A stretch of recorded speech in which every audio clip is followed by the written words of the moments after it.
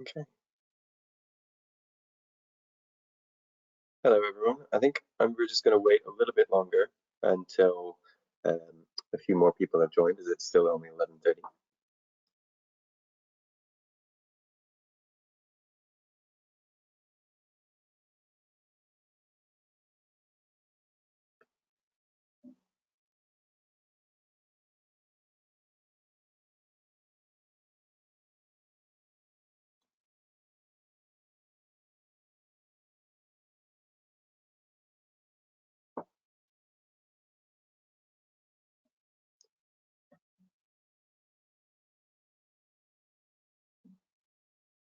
Okay, the number of attendees is still ticking up a little bit, so I'm going to give it just one more minute, if that is okay.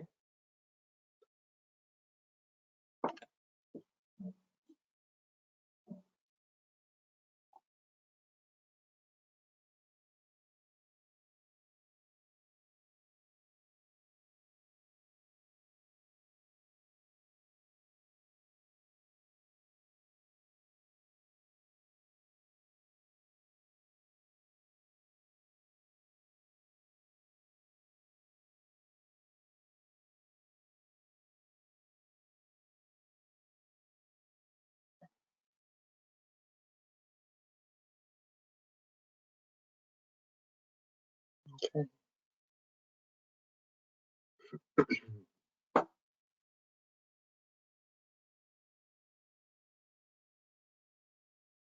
All right, so it's 11:32.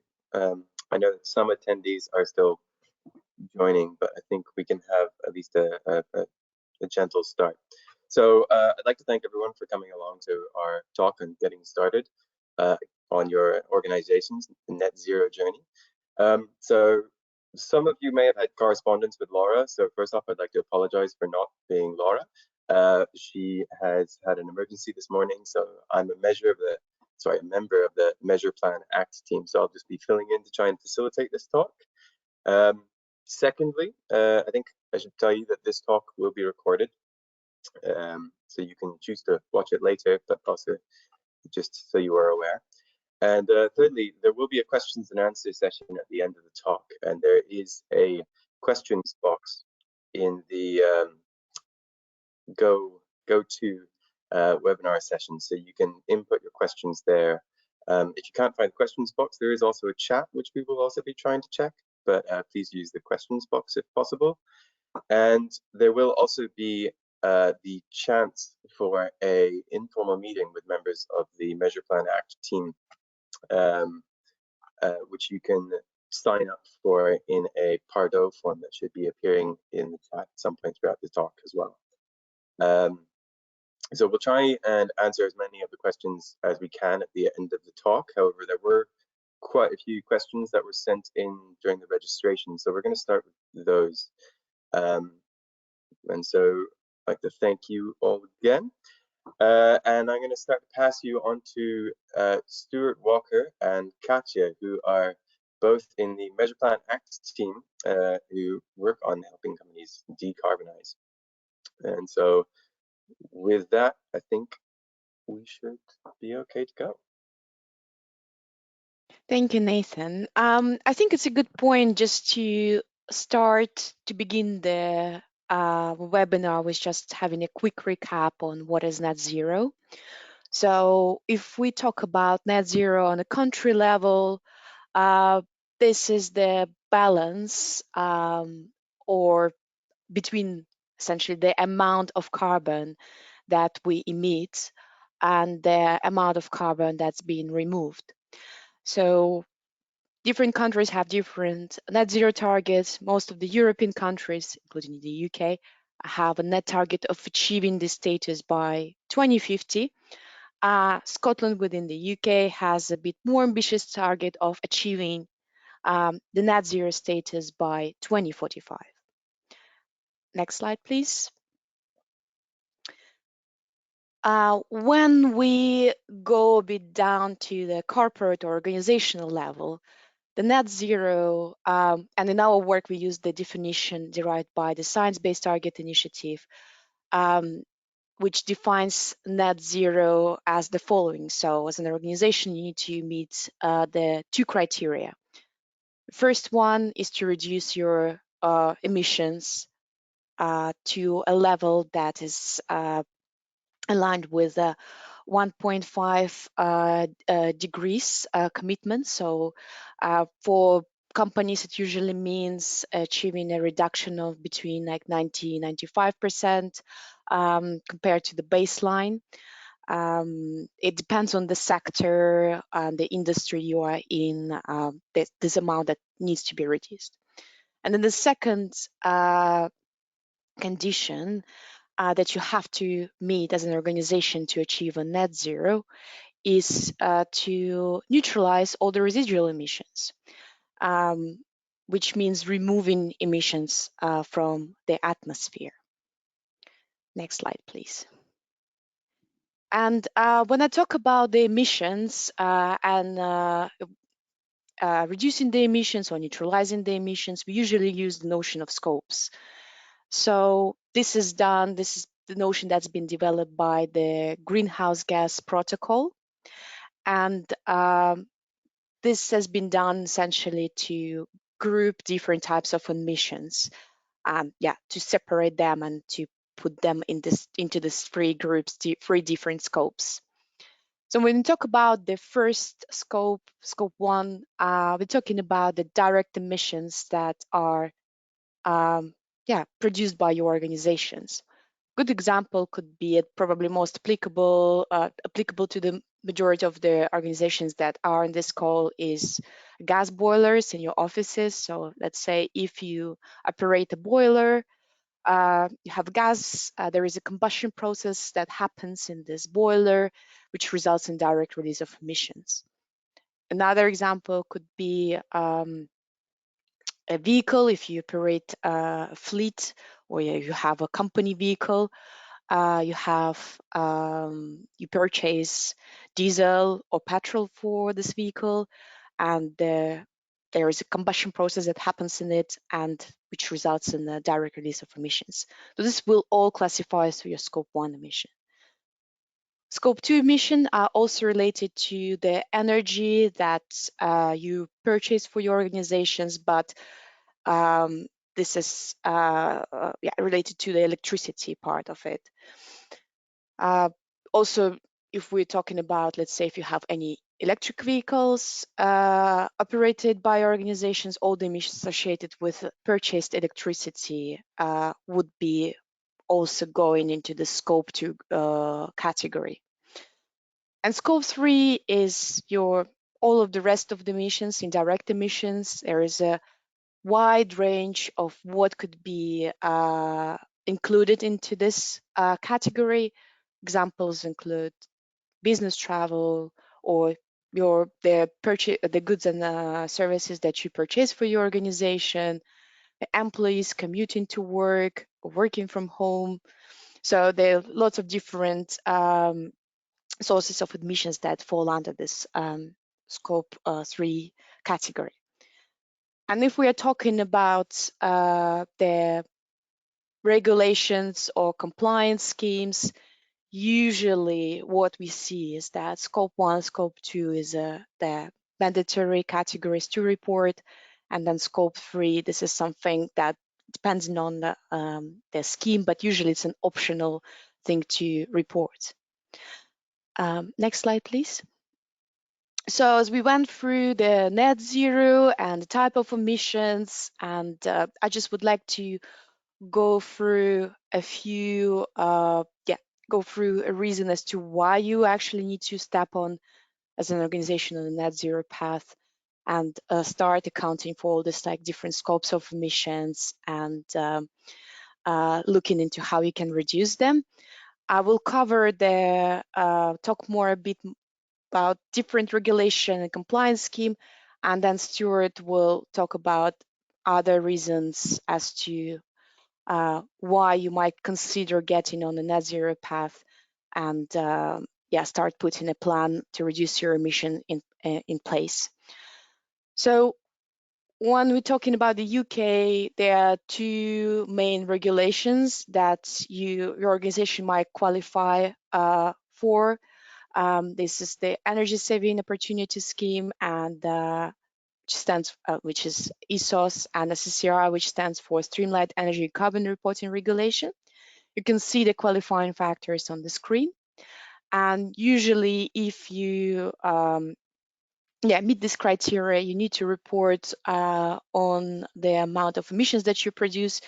This is like scope 1 and scope 2 emissions, so your direct emissions and emissions associated with electricity purchased.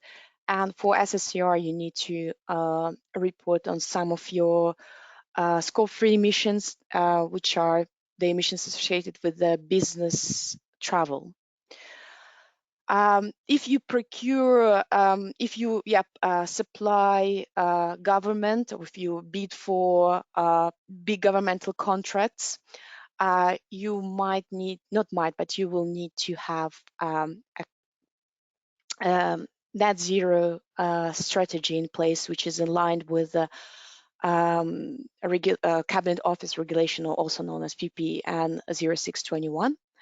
So this strategy will need to include some information on the emissions, including all scopes, so scope 1, scope 2, and scope 3, as well as your net zero targets and the strategy on how you're planning to achieve the reduction and achieve the targets. Next slide, please. And there are some other more of a compliance schemes that you might have heard of. One example is the guidelines provided by the Task Force on Climate and Financial Disclosures. So it's actually mandatory to produce the report for large listed companies, but also other organizations might want to, due to different reasons, might want to produce a report that's aligned with the recommendations.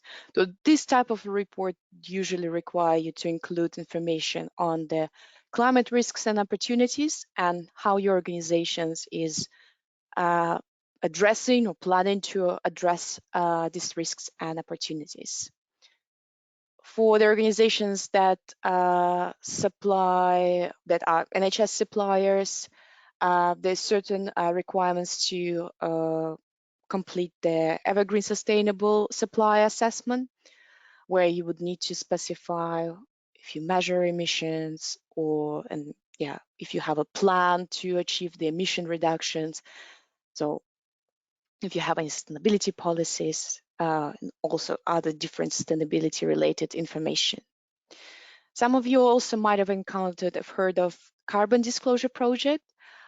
So this project has lots of different questionnaires. The one that I'll briefly mention is the climate questionnaire. So it includes questions around the governance around your net zero policies, the amount of emission that you produce, and it's also need to mention that TCFD aligned, so Task Force on Climate Financial Disclosures aligned. So this is usually some of the companies report using the Carbon Disclosure Project on a voluntary basis. Some are asked by their clients. But after you complete this questionnaire, you usually assign with a score, A, B, C, D, and this reflects on your maturity in terms of your organization being on having like a robust climate policies and procedures in place. And at this point, I would like to hand over to Stuart, who will talk about other reasons as to why you want to consider having a net zero plan and get onto this net zero path, as well as what would be the potential next steps for you as an organization to get on it. Okay, thank you, Katia. So yeah, I'm going to talk a little bit. So initially, as I said here, so about why you might want a plan, even if you don't actually necessarily need one at this point. So in the previous slides, Katja has shown about how if you're on certain procurement networks with certain organizations, or if you're looking to bid for certain contracts, you need to have a plan. But also that's not to say that that's the only reason to have a plan. There's lots of other reasons to have a plan. So the key reason that you might want to develop a net zero plan, first of all, is that it's the right thing to do. So we're on a you know, the IPCC report regularly tells us that we're not going to meet the targets for reducing warming to keeping warming to 1.5 degrees. We're probably not going to meet the requirements for keeping warming to 2 degrees.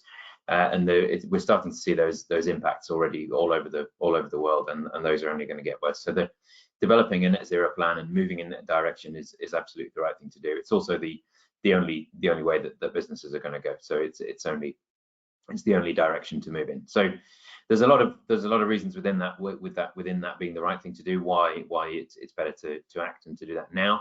And we've got some of those listed below. So first of all, we're talking about having those meaningful conversations with stakeholders. So that may be customers. So customers are obviously becoming more and more discerning and are starting to make decisions, purchase decisions, whether that be individual customers or business customers, starting to make decisions based on more than just cost and other traditional reasons, looking also at whether you have a climate plan, whether you're doing whether you're acting in the right way, whether you're behaving responsibly, and having a net zero plan is a good way to demonstrate and to illustrate that. Third reason there goes back to what Katja mentioned about becoming a preferred supplier for procurement. So many organizations, particularly larger organizations at this point, have requirements that anybody supplying them or working with them, providing services, has a net zero plan. And over time, those requirements are going to become more stringent, and they're going to require to see progress along that plan rather than just there being a plan. They're going to require to see regular checks and regular updating and moving along that net zero journey. So the fourth opportunity we've got there is as we said, an opportunity to show leadership in your sector. So we're starting to see across all sectors many organisations developing plans and at least becoming aware that a plan is required. There's still at this point an opportunity to kind of show leadership and to be that organisation that can stand head and shoulders above the others in your sector, which obviously has many kind of competitive business advantages. It allows you to kind of get well ahead of your competitors and show leadership and perhaps drive some change in your customers. But it also prepares you for the penultimate one on the list there. So it's preparing you for future regulation. So regulations are only going to become more stringent. They're only going to apply to more businesses across more sectors, and they're going to gradually trickle down to smaller and smaller businesses. So the large businesses that are currently regulated require a plan. Currently, the medium and small businesses that sit below them may not currently require a plan, but that's only going to grow in future. So developing a voluntary plan now puts you in a great place, ready for when those regulations do come in and when they're required. That we've said in the middle of the slide there. So preparing your organisation for the repercussions of climate change.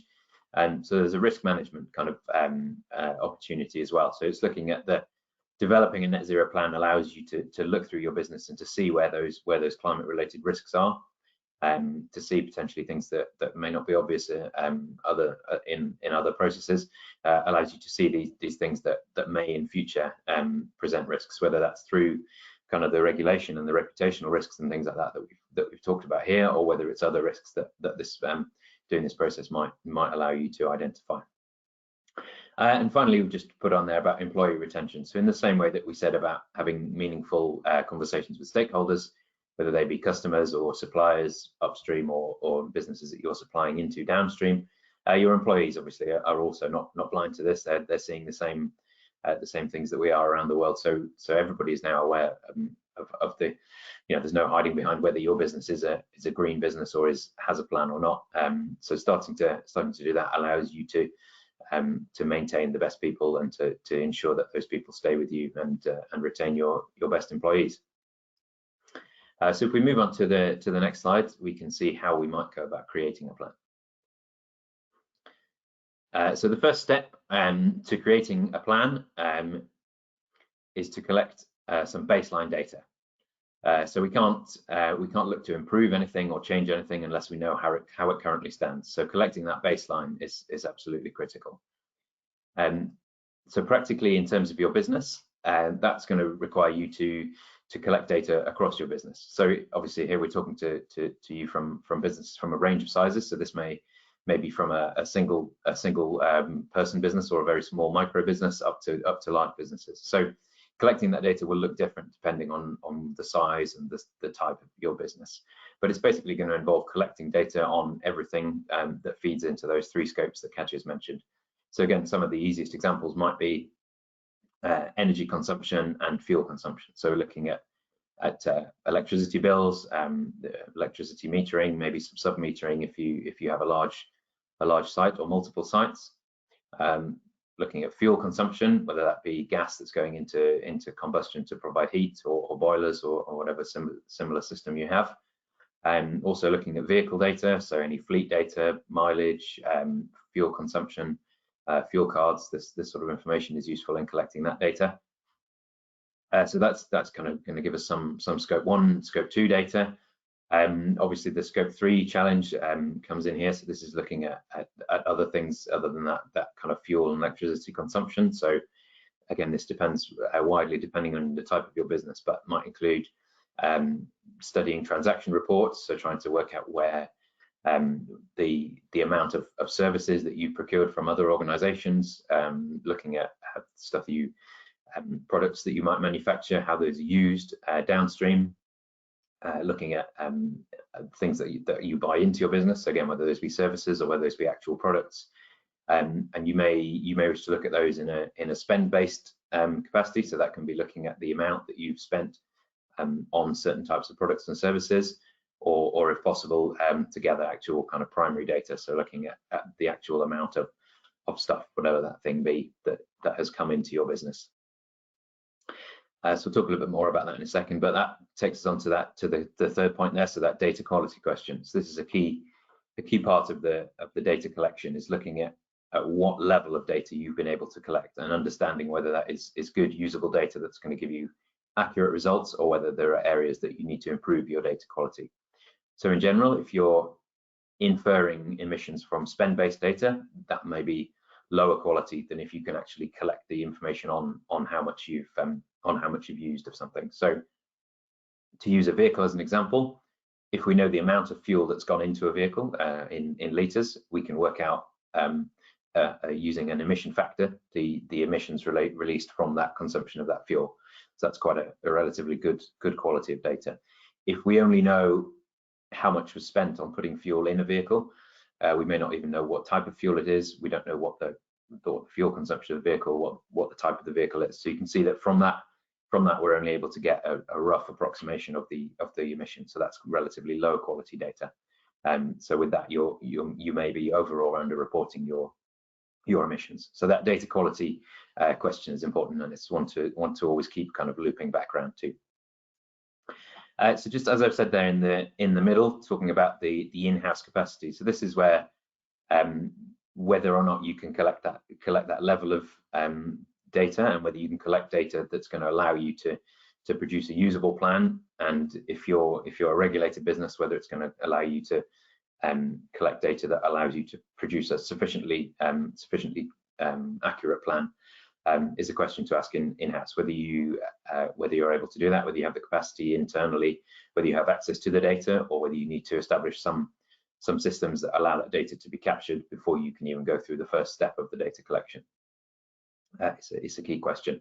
So that's kind of the first step of the plan, is to look at whether we can collect that data, whether we have it at sufficient quality, and when we do, whether we've collected that internally or through the use of an external consultant or somebody else to get that data. We're then going to use, as I mentioned, something like impact factors. So we're going to look at the amount of consumption and use an impact factor that's available to translate that to a value of emissions. And then using that, ultimately, the ultimate outcome of that is going to be an inventory of emissions across your business that says from it, all the activities or the things that you do, what the emissions of those are. So once we have that, if we go across to the next slide, we can start to make a plan. So using that data, so we've now got our inventory of emissions across our business. We can now use this, as I said, to create a plan. So we can essentially, the key step to do that is to look at that data and identify key sources of emissions. So looking at where a large amount of emissions is coming from. So we sometimes call these hotspots. So that can be they're not necessarily in the areas that you might immediately expect them to be. There's quite often some surprises, which is why this is a good activity to undertake before we try to make a plan or to start reducing anything or spending any money. It's always best to make a plan and look for these hotspots first. But we identify those key sources of emissions, and we look at where those hotspots are, and we look through each hotspot, and the thing to do is to see the potential for reduction in each case. So it may be that some relatively significant sources of emissions are very difficult for you to reduce within your business, whereas some significant sources of emissions may be much easier for you to reduce. So those would be obviously the ones to target first. And we're going to set so when we look to create our plan, we need to set what we call smart targets. So the key bit there is to set some time-bound targets. So to say, over this period of time, we're going to look to reduce this emission by a certain amount, and set up that initial reduction plan. Another key step that's easy to miss sometimes if we're doing this internally is the communication aspect of this. So there's two kind of quite different sides to this. So first of all, the external communication is, as we said in that first slide about why we're doing this. So the external communication is probably a key part of it, to communicate that we're taking action and that we've got a plan. So that external communication is a key part, and that's also helps with some accountability. If we publish an external target, once we've said we're going to reduce our emissions in this area by a certain amount, we can publish that externally and create an accountable target. But also internal communication is very important. So if you're one person within your business who's gone through, measured your emissions, worked out where the key sources of emissions are, found those hotspots, set some targets, and you've set some time-bound targets, and you know you want to reduce those emissions by a certain amount, the internal communication is really key there. If that internal communication isn't there, there's very little hope really of actually achieving those targets. You need that internal knowledge within your business, and you need people to engage with those targets wherever you can. So as we said at the bottom, engaging your full organization, so making sure that everybody knows why you're setting targets, what the targets are, and how you intend to achieve those. Okay, so if we go on to the next slide, please, Nora. So one of the last things I'm going to talk about is looking to overcome some barriers that we can face. So I've talked about a few of the potential challenges within the measurement and the target setting process. So I think one of the first ones to look at is being. So I'm going to start with the second one there. So being realistic. So being realistic, first of all, about what you can measure. So looking at, there's an ideal level of detail that we would like to get from every business. If you're doing that internally, and you're only one person or a small team, perhaps within a relatively large business, it would be sensible to be realistic about what you can actually measure, and maybe have an initial first pass and look at what you think it's achievable to measure across your business. Then that will also allow you to find the key sort of data gaps and look at where you need extra key data, and then set some processes in place to make sure that you can capture that.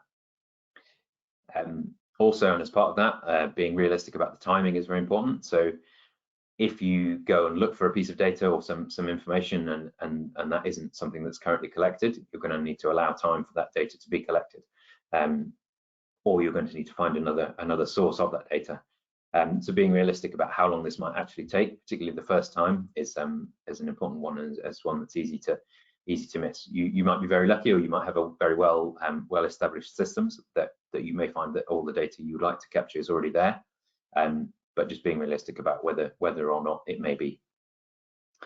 And that's that's probably only even within scope 1 and 2. So within scope 3, which is, as Katja mentioned, which covers the vast majority of the emissions of most businesses and is everything other than your direct and indirect energy and fuel consumption. That's going to require some engagement with suppliers and or with customers or businesses that you supply to. So that's going to add additional layers of uncertainty about what you can measure and sort of to and fro with those customers and businesses, and also potentially extra time needing to be allowed to engage with those businesses and to collect the data that you need from those businesses. So those are some of the barriers that you may face. That's not to say it's not possible to undertake a measurement and plan setting exercise internally, but it's important to be realistic about what can be achieved, and yeah, and if necessary, obviously there is help available out there to help do that. So if we go on to the next slide, please. Yeah, so I think this is finally just to summarize really the process of what we've been talking about today. So and the kind of circular nature of this is important here. So it's important that we undertake that measurement, set the baseline, understand what our current emissions are. Then we're going to go around to the plan stage. So we're going to make a plan for how to reduce those, look at how we're going to do that, and establish those time-bound targets. Then we're going to move on to the act stage, which is where the plan will actually be put in action. So actually looking at how we reduce those. That may be where areas like energy audits or something like that, for example, may be useful, but there's a lot of other areas that might help us with that act stage. And then after that, hopefully that's where we see that reduction. But then it's obviously very important that we keep going on this, so that we then go back and measure again. This tends to work best on an annual basis, and often on the same timescale as your financial year. Tends to make the most sense. So then to redo that measure process again, look at where we are this time round, which allows us to obviously compare, move back around to the plan again. So if our act has worked, our hotspots may not be the same. So now we're going to look at a new set of high impact actions. Then we're going to move through to the act again, and so on. You can see how we kind of go round and round, and we can gradually spiral our emissions downwards towards our ultimate net zero target that we have at the end of the day. And I think that's the end of my section of the webinar for now. So I think we have a second poll now. Hi. Yes, I believe that we should have a poll that should come up on screen. Yes, there we go. And so these are questions which, as we like to improve all of these talks continuously, just like Stuart just finished with the slide, continuous improvement. If you could help us just by filling in this quick poll, and we'll give you a couple minutes just to fill this in. If you finish this poll early, though, I'd like to highlight again, just in the chat, you can see there are 2 links.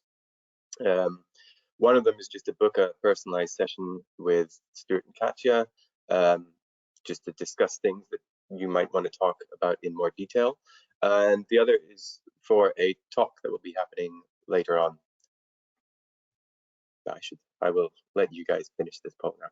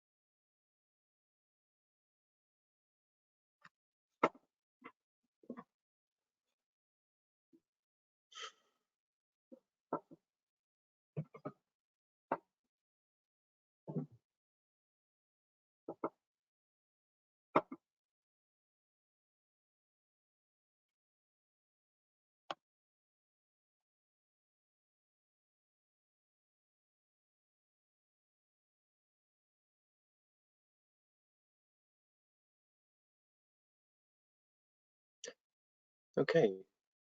It looks like the poll is closed. I think. So I think we can start to move on to our question and answer session. So there were a few questions that were sent in a bit beforehand, so we're just going to start with some of those. But I believe that some of the questions in the question box may have come through. Oh, and also I would like to thank Nicola. Thank you for doing the BSL interpretation. It's been great. And I forgot to introduce myself. I'm Nathan Goodfriend. I do also work on the Measure Plan Acts team as well. But so I think the first question is an interesting one, especially with the pandemic since then. But so homeworking and how to accurately consider homeworking as part of a reduction plan. I don't know if either of you want to jump in on that one. Yeah, I can talk about that one. So when we work with a business, so when we do our Measure Plan Act service, the way that we go about gathering data about commuting and working from home, which is some of the key emissions, are we use a survey system basically. So we would develop a survey with the customer, and then they would send that out to their employees. So we ask about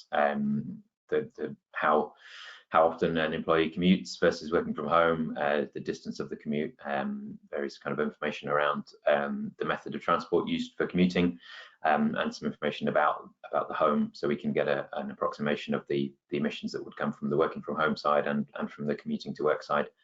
Yeah, so that's how we do that. Yeah, that's the method that we'd recommend for kind of collecting that information. It is important, is information that, yeah, that's worth collecting. It can have quite an impact, so it's definitely worth coming up with a good way of collecting that information.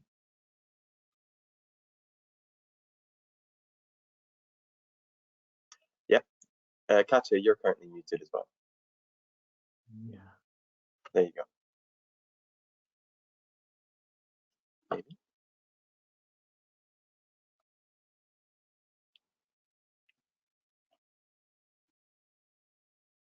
I can't hear Katja. No, not quite. Sorry, Katja.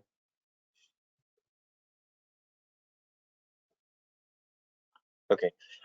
Just for now, I'm going to move on to another question, Katja. If you manage to start talking again, then we'll give you space to do that. So the next question: I'm going to group these two together. But so, how can financial managers be incentivized to improve spend on carbon reduction, especially building retrofit? And this second bit: need help convincing office head. So it sounds kind of urgent.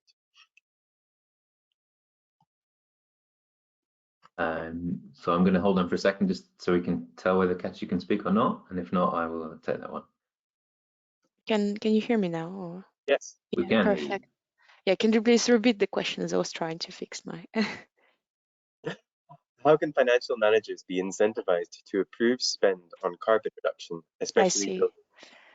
Yeah, okay. So in terms of engaging with internally with different teams and employees and getting their buy-in to get onto this net zero path, I feel like one of the arguments that you probably can use is to link the potential carbon reduction with reduction of energy costs. So for example, if we start looking into reducing the emissions associated with scope 1 or scope 2, these are usually related to your energy consumption. And if you start implementing certain actions about doing this, you obviously, the energy bills will, the cost will go down. Another thing is the potential risks, bringing up the potential risk. There are lots of upcoming regulations, and it's better to be a bit ahead of them, because at some point, most probably they will apply to any type of organizations. So you need to start thinking about this now. So it's better to be prepared for this,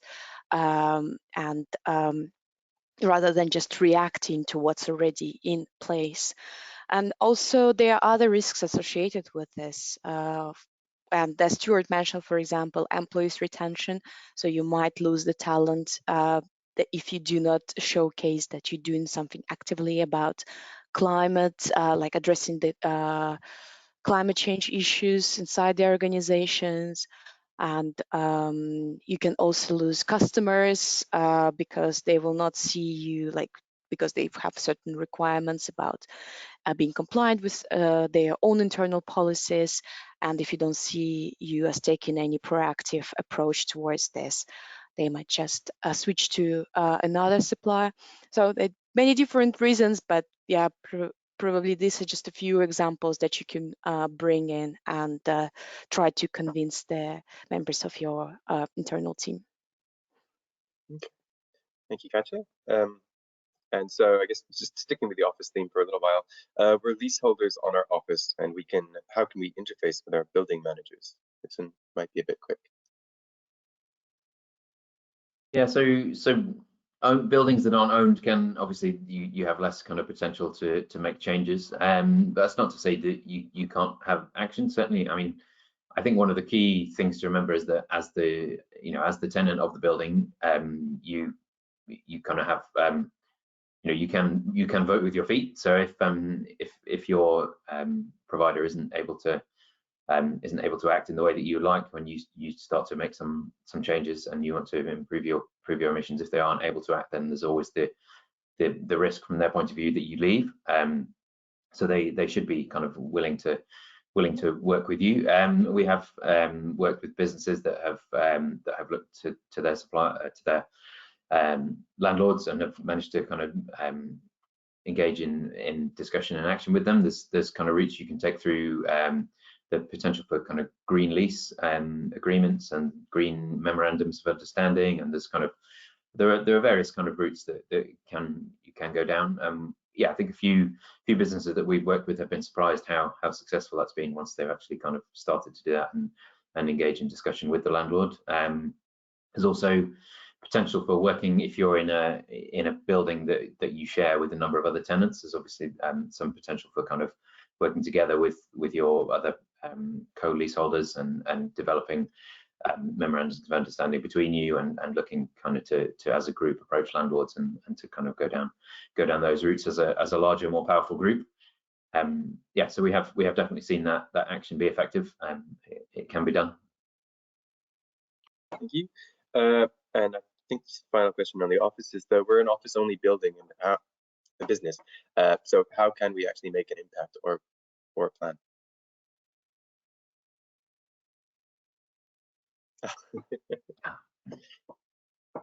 Yeah, can you hear me now? Perfect. Yes. So so in terms of the office building, so I presume that you provide certain services, so you don't produce anything. What we see from our experience, for this type of organizations, the majority of the emissions is concentrated in the Scope 3, predominantly in the goods and services that you procure for your organization. So probably where you can make the difference is to start liaising with your suppliers and start getting together, like working on the KPIs on different targets with them as to how you're going to achieve the reduction together. So this is probably where it would make most difference for your type of organization. Is this a good time to maybe have a look at the dashboard to see an example of what kind of the split of some emissions from an office-based business? Yeah. Okay, you think it'd be helpful? Yeah, so this is the dashboard. That's our own dashboard. So actually that you can access on our, I think it's on our website. So this is the, as you can see, if you look at the tree map, or even if you look at the pie chart, first of all, what you can see is that our Scope 3, and we are a service-based organization, so we provide our brains to different to our clients in terms of how you can tackle different energy related questions. So our emissions are Scope 3 and predominantly Scope 3 related. And if you're having a closer look into the category, which is like a tree chart, you can see that the majority of like a substantial part of our emissions are linked with the services and goods that we procure. So for us as an organization, this is what we this is the big focus on getting liaising with our suppliers and seeing what they're already doing in terms of having a net zero plan in place, calculating emissions, or also encouraging them to do something about this and providing them with some information on how they can get on this path and what they can start doing already today. Cool. All right, thank you. Thank you. I think we are at 12:15, but I think we can continue, possibly. There's still quite a few questions. Okay, I'm gonna just keep more going. questions. Please feel free to cut us off, but there's a lot of questions. Maybe 5 more minutes. Yeah. All right, so there's one that is repeated a few times in the chat, but also within our actual set, and it's just on a growing business and how can a growing business with increasing staff and things, how can they actually set reduction targets? Yeah. So I think am I right in thinking that the question is around how, as your business grows, your emissions are inevitably going to rise, and how you kind of avoid that sort of negative appearance? Yes. So I think so the key thing to look at there is the way that you would look at the emissions. So you can just take your business emissions at the current point, and you can say this is our emissions at the moment. But for a growing business, or in fact for any business that's likely to change size or change improve their revenue or anything like that, is to use something called an intensity metric. So it's just simply the overall emissions that you have divided by some measure. So two of the most common ones would be the number of employees. So you can present your emissions as a certain kilograms or tons of CO2 equivalent per employee, or you can do it in turnover or revenue terms or something like that. So you can do per tons of CO2 emitted per £1 million turnover, something like that. And that's a useful way it first of all stops the kind of stops that you constantly having to explain that your emissions have increased because your business size has increased, but it also allows you to make a realistic comparison year on year to see, even though you're growing, you can still be reducing your emissions by using one of those metrics. So yeah, that would be that's the sensible way to do that. Thank you, Stu. All right, and so we're going to keep going just for a bit longer, but I just want to encourage everybody to use the personalized session. There's a link in the chat because there are far more questions I think than we could feasibly get to, but I'm going to keep going. And so one question was just, I want to reflect on whether our plan is ambitious enough or what we could do to do more, we should do. And whether your plan is ambitious enough. Yeah. So I think there's a few ways to look at it. So first of all, I think kind of comparing, obviously, if you're in a regulated sector, then kind of the regulations and any other frameworks or other things like that should give you an idea of the targets you should be aiming for.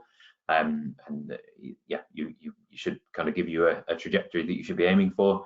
And there are other ways you can look at it by comparing to peers in your sector, or by looking at similar businesses, or by looking at businesses that you would aspire to, I suppose, to other areas like that. But I think also the one way of the reason that we suggest going round and round that loop that I was showing in the slides is that it allows you to reflect on how ambitious your target was. And so yeah, measure this year, make a plan and make some changes, and then next year look at it and say whether you easily achieve those targets, in which case they could be more ambitious next year, or if you tried all you could and there were no other limiting factors, but you didn't meet those targets, then maybe they were a little bit too ambitious.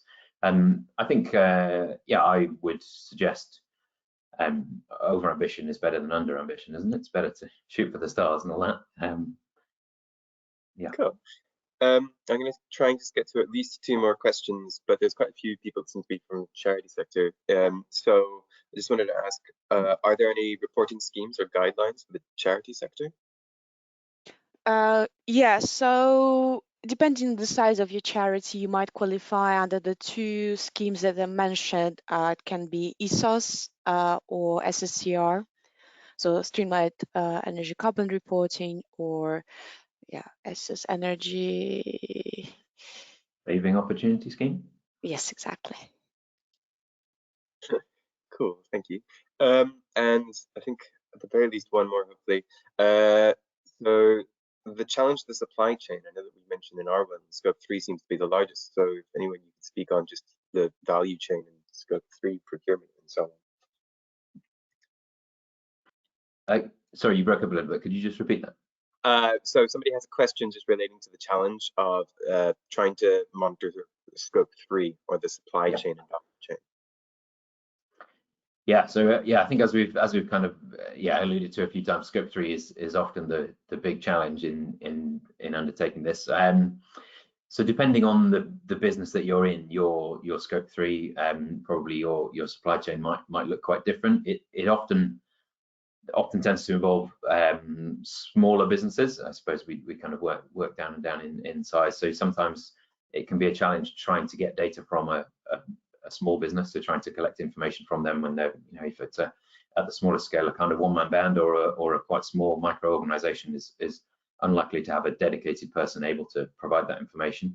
There are various ways kind of to look at that. So one way that we've worked before is looking at working with the business to develop a kind of tool to allow their suppliers to easily provide them their scope 3 information. So we've kind of set up an online kind of portal to make it as easy as possible for those suppliers to go and provide the information in terms that they're familiar with, that then allows our customer to collect that information and ensure that good data quality.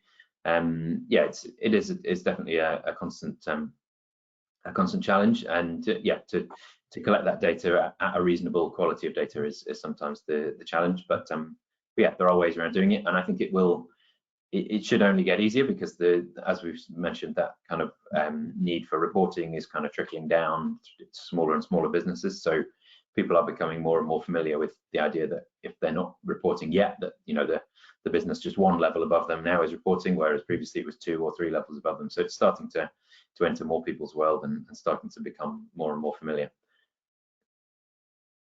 Cool.